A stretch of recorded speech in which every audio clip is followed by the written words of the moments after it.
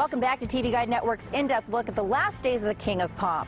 On Thursday, June 25th, shortly after noon, things seemed pretty quiet on this serene street in the Holmby Hills area of Los Angeles, California. But beyond these gates, a radically different story, as frantic attempts were being made to revive an unconscious Michael Jackson. What is your emergency? It's those few words that set in motion a chain of events that would shock the world. Just 12 hours before that 911 call was made, Michael Jackson had finished rehearsals at the Staples Center around 1 a.m. Thursday. Well, the rehearsal was pretty amazing. He was in great shape. He was in a really happy mood, and singing and dancing and just had lots of energy. From those accounts, no one could have ever imagined that Michael had just hours left to live. We have an exclusive first-hand account of exactly what went on inside the Jackson home that fateful morning. As Jackson's personal chef Kai Chase told us, Dr. Murray came running downstairs around 12:05 p.m. on Thursday. He comes down the stairs and he starts screaming frantically, "Hurry, go get Prince. Get security." So at that point I drop everything and run into the den, which is not too far from the kitchen, and proceed to go get Prince. And Dr. Murray runs back upstairs. So at this point, me and the children are downstairs, and you can kind of feel that there was something very not right going on. It's been reported that Dr. Murray found Michael barely breathing and tried to resuscitate him for 30 minutes before a call for help was made. It's hard to understand why the Dr. Murray didn't call 911 right away, or why somebody in the house didn't. At 12:21 p.m., a call to 911 was finally made by an unidentified male at Jackson's rented Holmby Hills mansion. Sir, we have a gentleman here that needs help, and he's not breathing yet. He's not breathing, and we're trying to pump him, but he's not. Okay. All right. Do you have him? Is he on the floor? Where's he at right now? He's on the bed, sir. He's on the bed. Okay, let's get him on the floor. Okay. Okay, let's get him down to the floor. I'm going to help you with CPR right now, okay? That's the importance of having a professional firefighter as a dispatcher. He asked about where was the CPR being done, and they said it was on the bed. Well, it was our firefighter paramedic dispatcher that said, remove the patient from the bed onto the floor. So you can see before paramedics even arrived on scene, life-saving techniques were being implemented. We're already on our way. Did anybody see him?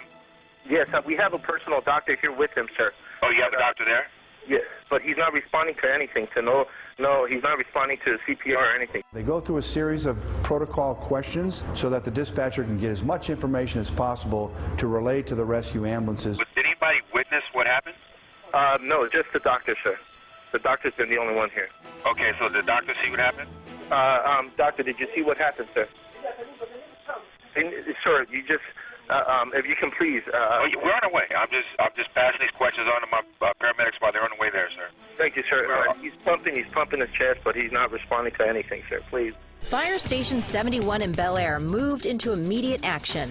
The station, located less than a mile away from the Jackson house, traveled down Sunset Boulevard. It took them only 3 minutes and 17 seconds to get to the house, arriving at 12:24 p.m. The station dispatched an advanced emergency medical team of 4 certified paramedics plus 6 firefighters. The scene, you had 4 paramedics, which would have been a normal assignment for someone suffering the same thing as Mr. Jackson was suffering.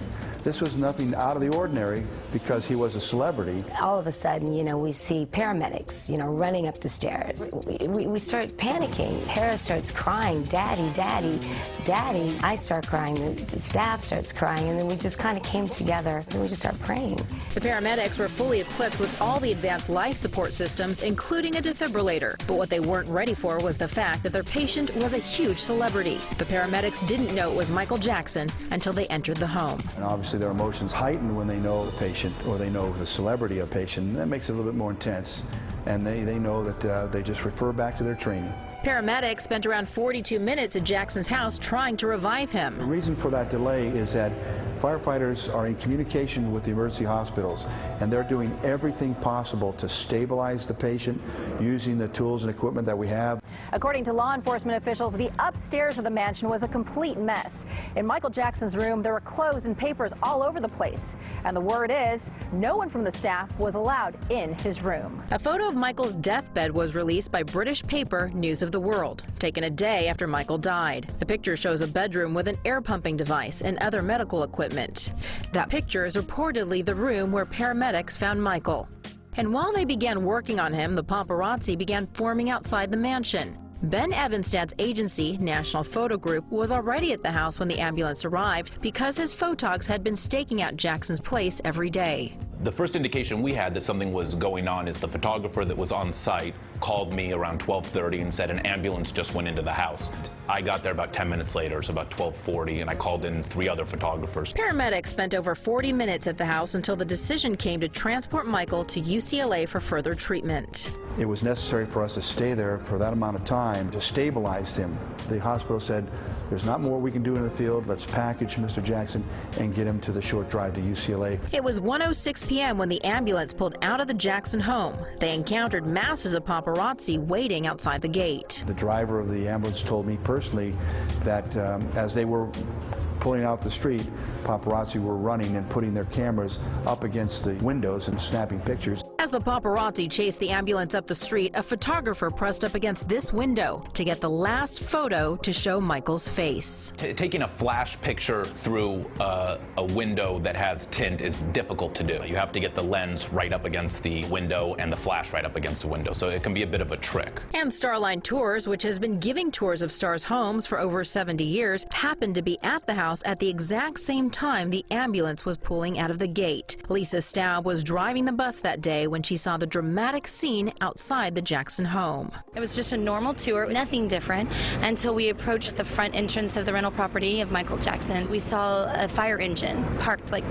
guarding the front entrance, the gate, and all of a sudden an EMT or a firefighter came out and told us to stop, and it was the ambulance. It was leaving the front gates, and we had no idea who was in it, I'll be honest, but we were like, oh my gosh. And so at that moment we just stopped, we watched. The only thing that was being yelled, and I can't be certain if it was the security guard, they was like, hey man, he's not breathing, move out of the way. He's not breathing.